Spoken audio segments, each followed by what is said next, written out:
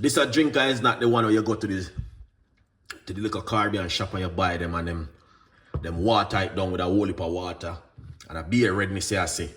Like they put food coloring in it. I'm telling you, that's what they're doing. They put food coloring in it because they want to make more money. You understand? This is the proper juice where you want to make at home. So when I go to the supermarket, when I go to the local Caribbean shop them and you see them and make their natural juice. So you have to be careful because they put food coloring in them.